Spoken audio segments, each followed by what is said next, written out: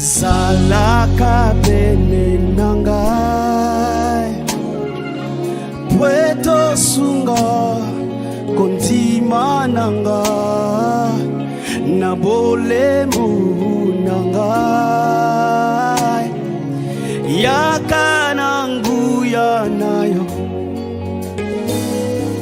Salaka pene nanga Yesu Weto sunga kontima nanga papa na bolemu nanga Yahweh yakanangu yana Emmanuel mikolo nyosa. Bien-aimés dans le Seigneur, nous revoici encore une fois de plus à notre rendez-vous de chaque vendredi. Nous avons commencé une série que nous continuons sur les dons et le potentiel. Et là, nous avons déjà abordé 4 points en rapport avec la manière dont Dieu nous a formés, nous a façonnés. Le premier point, c'est nos forces spirituelles en tant que chrétiens. Chacun d'entre nous a des dons spirituels qu'il a reçus de la part du Seigneur lors de sa conversion. Et cela est une réalité pour chaque chrétien, individuellement. Que vous soyez au courant, que vous soyez informé ou pas, vous avez des dons spirituels. Et le deuxième point que nous avons eu à aborder, c'est la sensibilité de notre cœur. Nous n'aimons pas les mêmes choses. Il y a une passion que Dieu a déposée dans notre cœur. Il y a des choses que nous aimons, d'autres nous laissent froids. Et tout cela, ça vient de Dieu. Et nous ne devons pas tout simplement nous arrêter à poser la question à Dieu, quel est le don que j'ai? Mais au-delà de ça, il est important de savoir qu'est-ce que j'aime, qu'est-ce que je n'aime pas. Ce que vous aimez, c'est particulier en vous. Je donne souvent l'illustration des couleurs. Certains aiment le bleu, d'autres le jaune, d'autres le vert, la couleur verte. Lorsque vous posez la question à toutes ces personnes, mais pourquoi tu aimes le vert? La personne même s'étonne que tu lui poses cette question parce que pour lui, c'est évident d'aimer la couleur verte. Ça, c'est le deuxième point que nous avons abordé, car il est dit dans la parole de Dieu, tu serviras le Seigneur de tout ton cœur. Donc, il est important que nous puissions servir Dieu avec ce qui est là, déposé dans notre cœur. Et le troisième point, ce sont les dons naturels. Nous avons parlé de ça dans la séance passée. Les dons naturels. Chacun d'entre nous a reçu de la part de Dieu des dons naturels. Naturels, pourquoi? Tout simplement parce que vous êtes né avec. Pas avec, vous êtes né avec rien, même si vous étiez bébé. Mais dès le moment que vous venez sur terre, il est important de comprendre que je suis né avec des talents. Ce que d'autres personnes appellent dons naturels, d'autres parlent de talents. C'est important car ce sont ces talents qui rendent chacun d'entre nous utile ici sur terre, dans la vie de tous les jours, dans le monde séculier. Mais les dons spirituels, c'est pour le service de Dieu. Dieu nous a donné les dons naturels pour être utiles parmi les communs des mortels. Et Dieu nous a donné des dons spirituels, c'est pour que nous soyons utiles au sein de l'Église de Dieu par rapport à la mission que nous avons. Et nous avons eu aussi à aborder notre manière d'être. Nous n'avons pas la même manière d'être, nous sommes uniques. Vous êtes unique, moi je suis unique. Il n'y a pas deux personnes, nous n'avons pas le même tempérament. Nous avons pris l'illustration de Paul, qui est un homme de tempérament colérique. Nous avons parlé de Pierre aussi, dans la séance passée, qui est quelqu'un de sanguin. Il réagit brusquement. Jésus dit, je vais mourir, il dit, moi, je vais mourir avec toi. Christ lui dit que tu vas me renier, il dit, en tout cas, je ne te renierai jamais. Mais lorsque la réalité s'est présentée à lui, il s'est retrouvé en train de renier Christ 3 fois. Et lorsque les regards de l'un et de l'autre se sont croisés, la Bible dit, il a pleuré amèrement. C'est un homme sanguin. Donc, utilisons notre manière d'être pour servir le Seigneur. Et pour aller plus loin, nous allons d'abord prier, recommander ces quelques minutes entre les mains du Seigneur. Père, nous voulons te dire merci parce qu'encore une fois de plus, tu nous accordes ce privilège de partager ces instants autour de ta parole avec tous les bien-aimés. C'est ta parole qui nous éclaire, elle nous éclaire jour après jour. Seigneur, c'est ta parole qui nous instruit, elle nous fait connaître ce que nous devons connaître au sujet de nous, au sujet des autres, au sujet de l'Église, au sujet des dons que tu as déposés en nous. Seigneur, je te prie au travers de la séance d'aujourd'hui que tu puisses davantage nous amener à nous approcher de toi. Seigneur, bénis ta parole et instruis-nous. Au nom de Jésus. Amen. Donc, avant de passer au 5e point, je reviens pour dire 2 petites choses sur notre manière d'être. Si vous êtes obligé de servir Dieu d'une manière contraire à votre tempérament, bien-aimé, vous serez mal à l'aise et vous n'aurez pas les bons résultats. Servez le Seigneur avec votre tempérament, avec votre manière d'être. Vous n'avez qu'une seule personnalité. Dieu sait pourquoi il vous a donné cette personnalité. Lorsque Dieu donne à quelqu'un les dons, que ce soit les dons naturels pour s'occuper des enfants, Dieu lui donnera un tempérament que les enfants aimeront. Dieu ne peut pas donner un tempérament colérique à quelqu'un qui va s'occuper des enfants, sinon ça n'ira pas. Donc, il est important de tenir compte de votre manière d'être. De plus, le Seigneur vous a créé afin que vous soyez vous-même. Ne cherchez pas à être comme quelqu'un d'autre. Soyez vous-même. Acceptez-vous tel que vous êtes. Vous pouvez apprendre des autres, mais essayez d'adapter ce que vous apprenez sur vous-même. Cela est très important. Si vous servez le Seigneur en tenant compte de la personnalité, de votre personnalité, la personnalité qu'il vous a donnée, vous serez heureux, vous serez satisfait et vous serez aussi efficace. Ne copiez personne. Ne cherchez pas à être comme quelqu'un d'autre. Acceptez-vous tel que vous êtes. Aujourd'hui, nous allons continuer en ajoutant une autre clé. Première clé, les dons spirituels. Deuxième clé, l'orientation de notre cœur. Troisième clé, les dons naturels que nous avons. Quatrième clé, notre manière d'être. Cinquième clé, nous avons nos expériences. Oh, les expériences! Ça trouble beaucoup de gens. Beaucoup de personnes ne se retrouvent pas lorsqu'on parle des différentes expériences que nous avons dans notre vie de tous les jours. Mais il y a un texte qui va beaucoup nous aider. C'est celui que nous avons dans Romains, chapitre 8, le verset 28 à 29. Beaucoup d'entre nous connaissent très bien ce texte. Nous allons néanmoins le relire. La Bible dit ceci.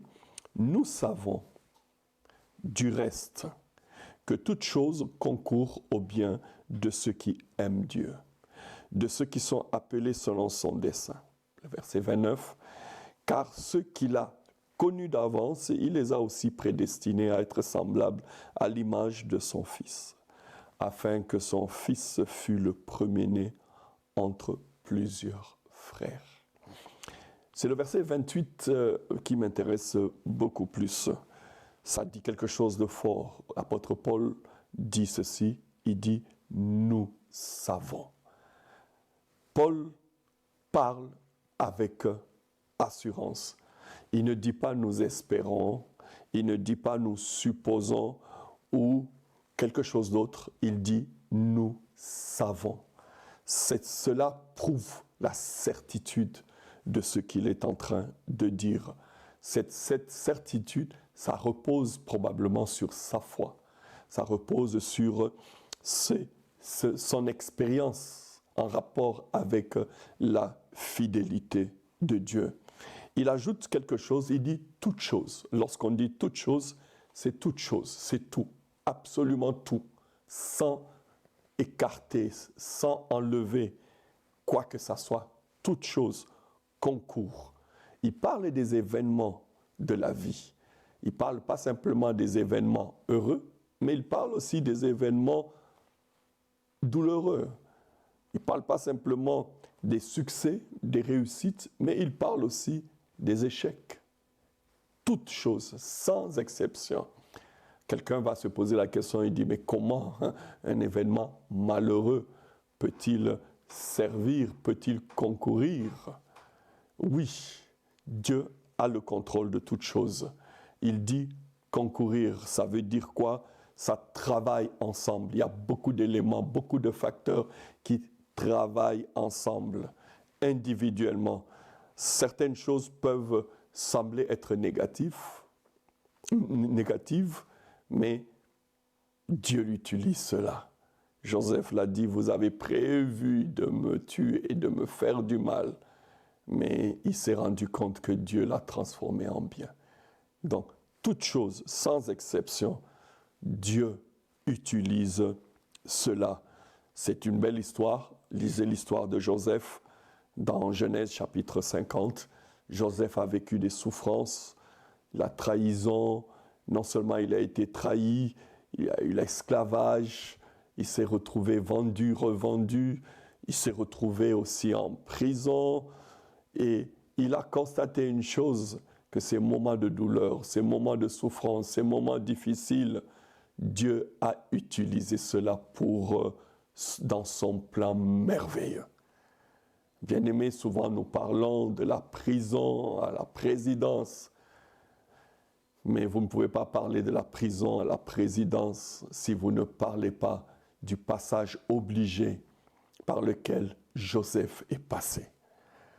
Bien-aimés, ne donnez pas de faux espoir aux gens. Non, dans le cadre du ministère, il y a beaucoup de gens qui donnent de l'espoir. Ils disent, Dieu va t'élever. Oui, Dieu va l'élever. Mais lorsque Dieu élève quelqu'un, Dieu doit bien préparer cette personne pour que lorsque Dieu va l'élever, qu'il puisse représenter Dieu valablement. Combien d'hommes et de femmes, Dieu les élève, mais ils font la honte, la honte. Ils deviennent même parfois des voleurs, des escrocs, dès le moment que certaines personnes commencent à toucher beaucoup d'argent, leur vie change. Je me rappelle d'un journaliste qui parlait de N'Golo Kanté, c'est un footballeur français, il est africain bien sûr, et il faisait le commentaire sur ce joueur international que beaucoup d'entre nous connaissent, et qui passe de plus en plus dans les réseaux sociaux. Enfin, il ne passe pas, mais les gens parlent beaucoup de lui. Et ce journaliste se disait, lui, l'argent ne l'a pas changé. Combien d'hommes et de femmes, l'argent, dès qu'ils ont commencé à toucher l'argent, c'est alors qu'il était fidèle à sa femme, maintenant il a une deuxième, une troisième. C'est alors qu'il était un homme humble, il devient orgueilleux. Bien-aimé, lorsque Dieu doit élever quelqu'un, il doit d'abord le préparer, l'apprêter. Au lieu de prendre tous ces messages de prédication que parfois nous prêchons de part et d'autre en parlant de la bénédiction de Dieu, préparons les gens à assumer pleinement et avec fierté, pour que Christ puisse nous vanter devant le diable. Lui, c'est mon serviteur. Donc ici, la Bible parle de Joseph. Et Joseph, il est passé par des moments difficiles. Et ce sont ces moments difficiles qui ont façonné son comportement et son caractère Et lorsque Dieu l'a élevé de la prison à la présidence, il a bien assumé la responsabilité parce que Dieu l'a façonné. Dieu veut avoir des hommes corrects, des hommes justes, des hommes qui ne changent pas lorsqu'il les élève ou lorsqu'il les bénit. Et il y a une particularité dans ce texte que beaucoup d'entre nous, nous ne faisons pas attention. La Bible dit ceci clairement, que toute chose concourt au bien de ceux qui aiment Dieu. Cela sous-entend que cette promesse, elle est conditionnelle. Elle n'est pas réservée à tout le monde, elle est conditionnelle. Il dit toute chose concourt au bien de ceux qui aiment Dieu. C'est-à-dire, parmi ceux qui aiment Dieu, il y en a qui n'aiment pas Dieu. En fait, cette promesse n'est pas réservée à ceux qui n'aiment pas Dieu. Mais pour ceux qui aiment Dieu, cette promesse, elle est valable. Elle s'adresse à ceux qui aiment Dieu et qui marchent selon son appel. Donc, ce verset est très important. Ça vous concerne, vous, en tant que chrétien. Ça ne concerne pas les païens. N'allez pas le dire aux non-chrétiens. Mais dites-le aux chrétiens nés de nouveau. Donc, lorsque nous disons toute chose, c'est tout.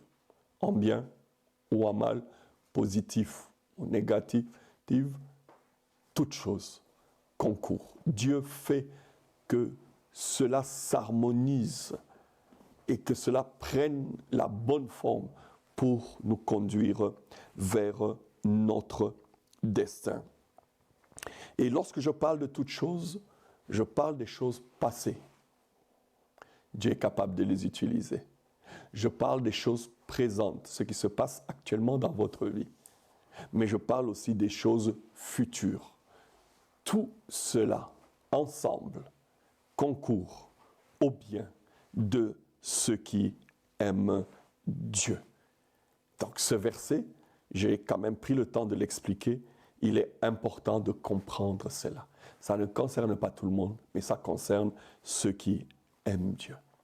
Bien-aimés, peu importe par où vous êtes passé, où vous vous trouvez aujourd'hui, si vous aimez Dieu, vous êtes enfant de Dieu, vous êtes né de nouveau, vous marchez, tout ce qui va se passer dans votre vie va concourir à votre bien. C'est difficile de croire ou d'accepter cela, mais c'est ce que l'apôtre Paul nous partage avec une conviction particulière. Il dit, je sais, nous savons. Lui, probablement, peut-être d'autres qui étaient avec lui au moment où il écrivait cela. Mais lui, l'apôtre Paul, il avait cette certitude. Bien-aimés, pour mieux connaître votre personnalité et servir Dieu, vous devez réfléchir sur vos expériences passées. Les expériences. J'ai parlé des expériences passées. Je peux aussi parler des expériences présentes, mais aussi des expériences futures. Bien-aimés, Dieu ne gaspille pas les expériences. Nous avons des expériences familiales.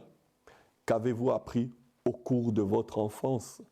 Si vous êtes chrétien, vous aimez Dieu, Dieu va utiliser ces expériences passées, ces expériences familiales que vous avez vécues avec vos parents, avec vos sœurs, avec vos frères. Peu importe, Dieu va utiliser cela. Et non seulement des expériences familiales, mais nous avons aussi des expériences scolaires. À l'école, quelles étaient vos matières préférées? Quelles sont les matières où vous avez eu beaucoup de points? Dieu utilise cela. Ce sont des signes qui vous aident à comprendre certaines choses. Il y en a qui étaient très doués en mathématiques et ça les a aidés à faire un bon choix d'orientation dans leur vie.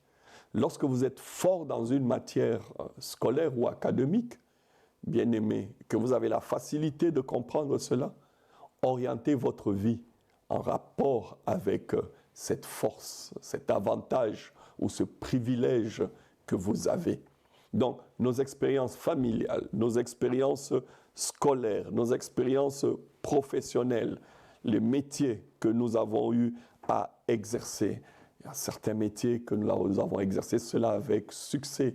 D'autres, ça n'a pas marché, ça n'a pas été. Il est important de se concentrer sur ce qui a marché. Nous avons l'habitude de dire aux gens, lorsque vous aimez quelque chose et que cette chose ne vous réussit pas, ne mettez pas votre tête dedans.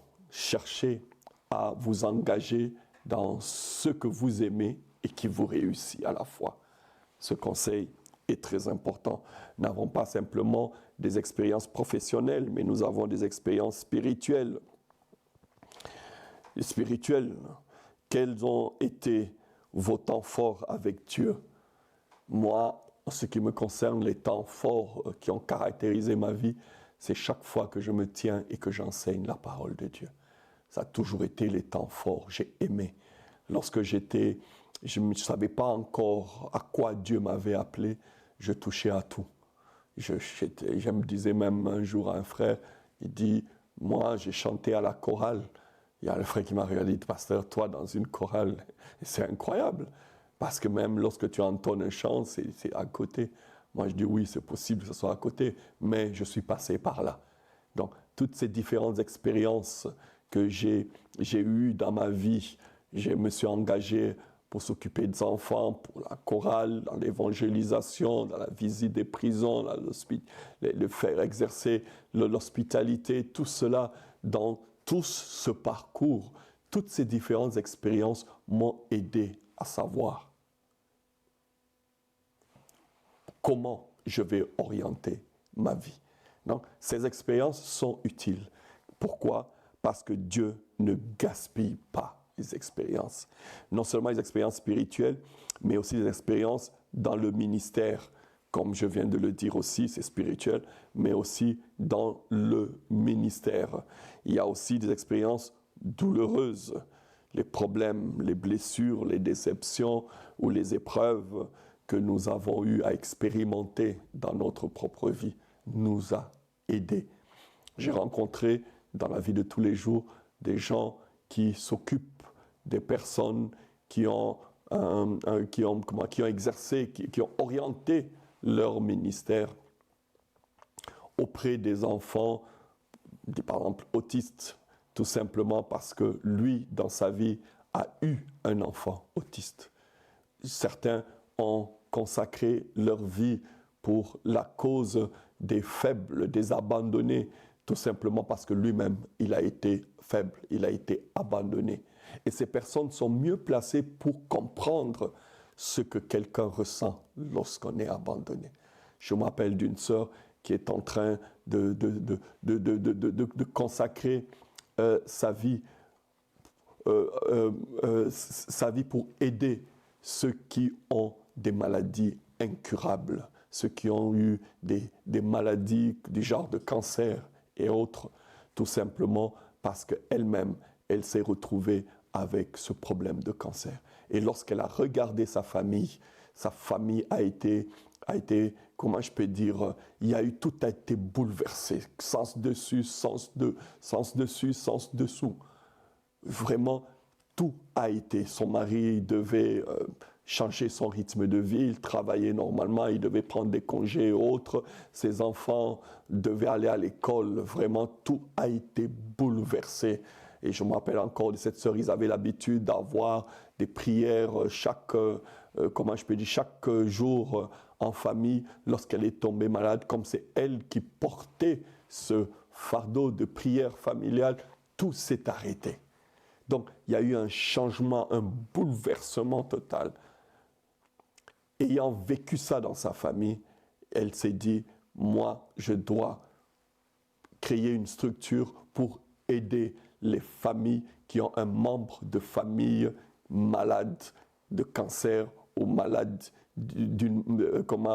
qui a une maladie incurable, parce que ça apporte des grands changements sur le plan de la famille. Donc, ce sont des expériences de la vie qui l'a aidé à orienter sa vie en rapport avec cela. Pourquoi je vous explique tout cela? Tout simplement pour que vous puissiez comprendre que le Seigneur se sert des expériences douloureuses afin de nous préparer au ministère. Oui, il utilise ces expériences difficiles, ces expériences douloureuses. Dieu ne perd jamais une souffrance. Non, toute chose concourt au bien. En fait, votre ministère le plus efficace peut naître probablement suite à une très grande épreuve. Dans mon ministère d'enseignement, en tant qu'enseignant et dans l'enseignement, j'ai une forte préoccupation pour un aspect de la vie, un aspect du ministère. L'orienter les jeunes à bien servir Dieu. Parce que moi, j'ai failli être désorienté par rapport au fait de servir Dieu. Et c'est quelque chose que j'ai à cœur.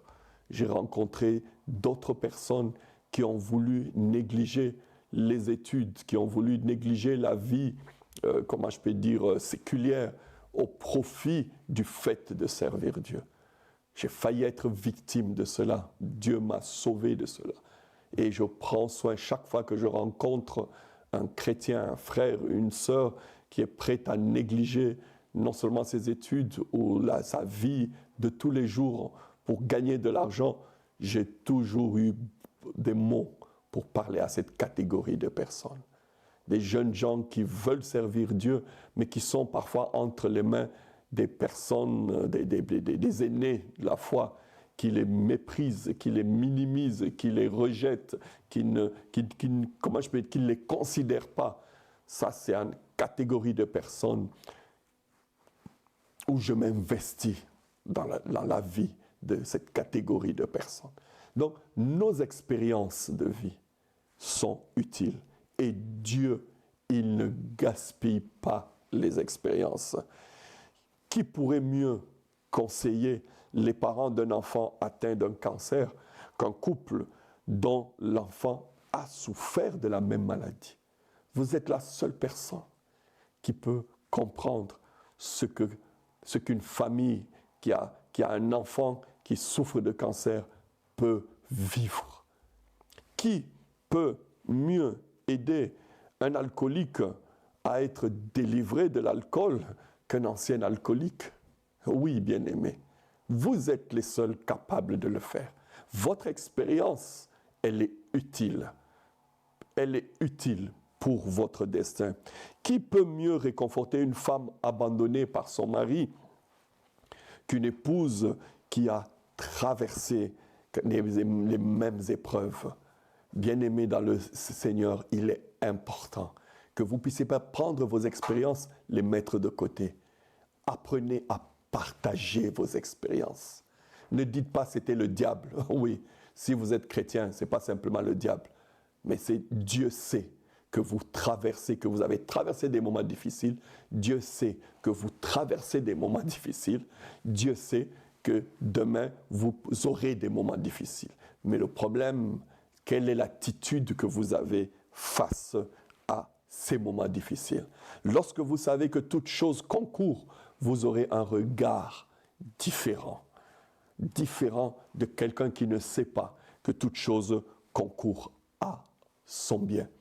La meilleure question que nous nous posons souvent, c'est pas pourquoi, qu'est-ce qui m'arrive, mais plutôt, lorsque vous savez que toute chose concourt, dit Seigneur, qu'est-ce que tu veux m'apprendre au travers de cette situation? Bien-aimés, soyez donc prêts à faire part à d'autres personnes des moments difficiles que vous avez eu à traverser. L'apôtre Paul l'a fait. Faites-le. Parlez de vos échecs, parlez de vos craintes, parlez de vos fautes, les expériences que vous regrettez le plus. Partagez ça avec d'autres personnes, afin que ceux qui vont vous écouter puissent comprendre qu'ils ne sont pas les seuls à traverser ces moments. Et dites-leur ce que cela vous a appris. N'oubliez pas cela.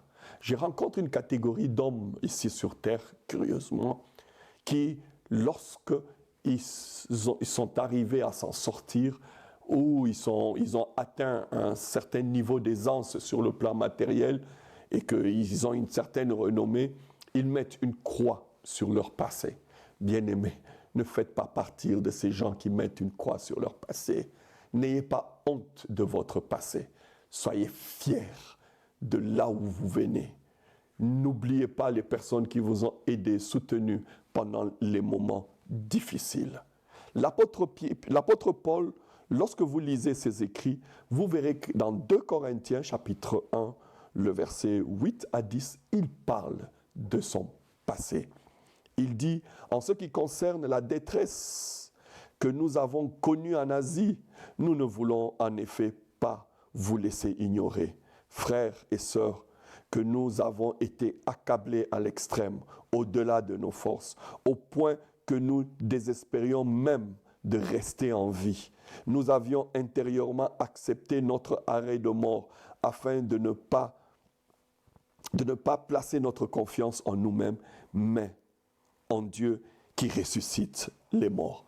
L'apôtre Paul a parlé de ses expériences passées, des moments difficiles qu'il a eu à traverser.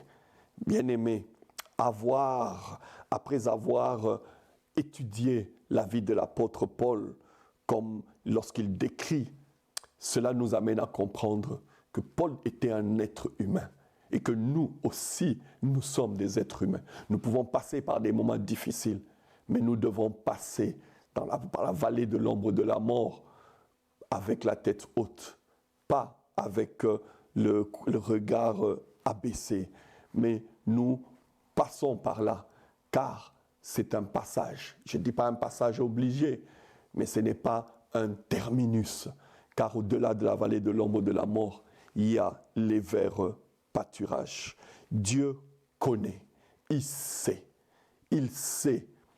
qui vous êtes. Il veut que non seulement vous tenez compte des dons spirituels qu'il vous a donnés, mais il veut aussi que vous puissiez tenir compte de l'orientation de votre cœur. Il veut aussi que vous teniez compte des dons naturels ou des talents naturels qu'il vous a donnés.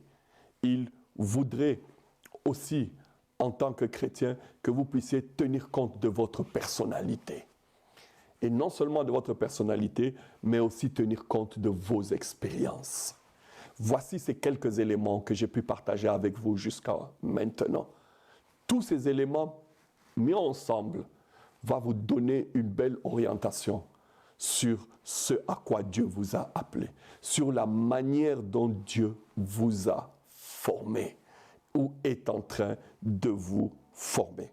Connaître votre forme telle que Dieu vous a créé, ce n'est pas une démarche. En fait, ce n'est pas un événement brusque, non. C'est une démarche. Acceptez ce que vous êtes, votre identité, comme une créature divine. Connaissez ou discernez les talents et les dons que Dieu vous a donnés. Priez le Seigneur. Méditez la parole de Dieu et partagez vos expériences avec d'autres chrétiens. Tout ce processus que je viens de décrire va vous aider à orienter votre vie d'une manière fidèle et épanouissante.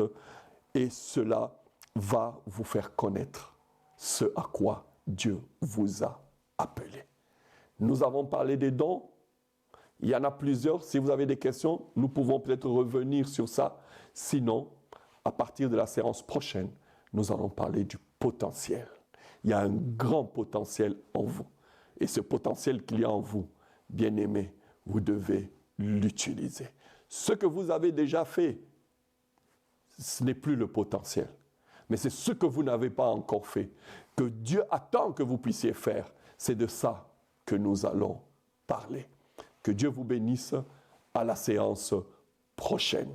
Façonné par Dieu pour un destin unique. Vous ne me ressemblez pas, je ne vous ressemble pas, vous êtes unique. Servez Dieu en tenant compte de votre personnalité et sans oublier que les expériences, Dieu ne les gaspille pas. Que Dieu vous bénisse à vendredi prochain.